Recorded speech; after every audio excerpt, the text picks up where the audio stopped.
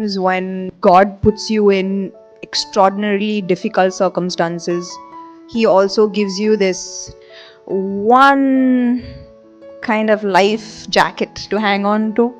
I don't think He completely abandons you. And I think that the people I ended up working with in Citadel, whether it's Rajan, DK, and Sita Menon, they were my life jackets, because you need to have some kind of reason to fight. Otherwise this condition is such a condition that it can completely destroy you, and you have to fight every single day. So I think that them not giving up on me made me get off my bed and fight. When I was diagnosed with my autoimmune condition, I was in a very helpless and kind of lonely place with my health. There is a lot of health gyan on the internet. Yes, there's an overload of health gyan on the internet. But I felt like I was going to do it not from the position of being an actor, but from being someone who's going through a health condition myself. I'm a student myself, and I want to learn from people who have helped me, from things that have worked for me, and so that no one has to feel that helpless like I did. Which is why there are no sponsors, and there will never ever be any sponsors on Take 20. No doctor needs to ever pay to come on my podcast.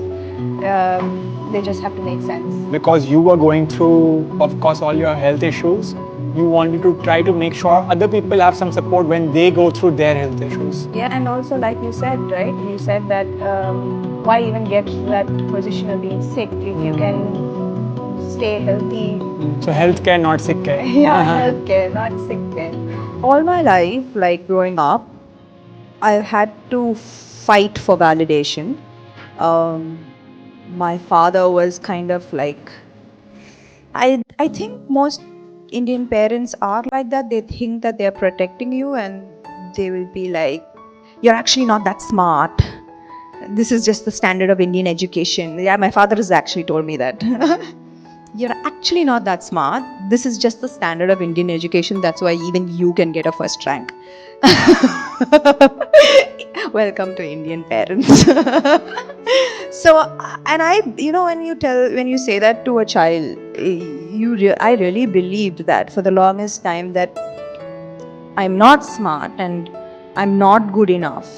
And it was it. So when my first movie released, EMI Chesavi, and it became a blockbuster, and suddenly people they were showering all this praise, and I'm just used to fighting for validation and fighting to get someone to say something nice about me, and suddenly they were doing all of these things, all of this praise was being showered, and I didn't know how to accept it, and because that's not what I was used to. So I think when success does two things to you: either you think you are God and like you are invincible, or you go into this incredibly dark place where you feel like you are not worth all of this love. I believe in my self-worth. It took me, I would say, 10 years or so, 12 years or more than that, I think, to realize that I'm not perfect.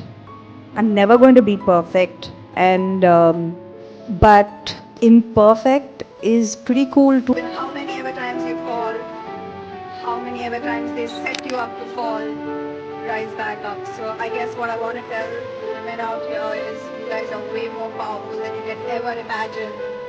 Keep the dream going, and never ever doubt yourself. I don't know. I can't speak about men because I'm not a man, so I'm speaking for women. And when a woman goes through a divorce, there's a lot of shame and stigma attached to that.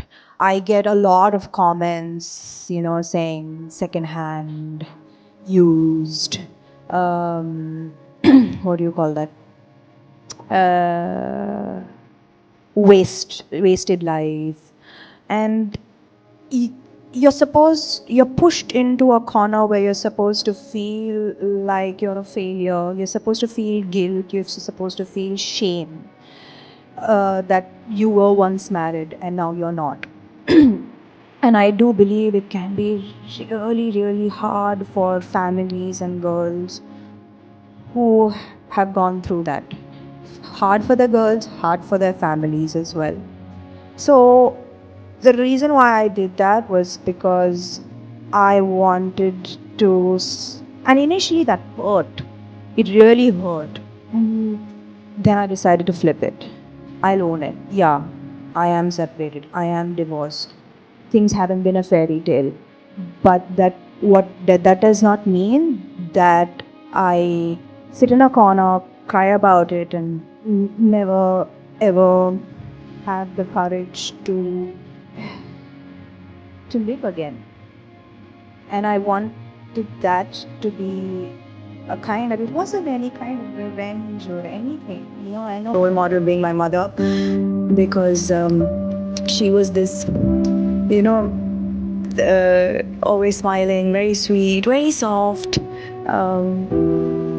quite naive woman, but she held my entire family together. She worked really, really hard, and she reminds me of every Indian mother. The very quiet, soft, not one to argue, not one to complain, but the ones who silently do all of the work and hold the family together. That was my mother to me, and I believe that my passion to work hard and to succeed in life came from the fact that I wanted to give my mother a better life.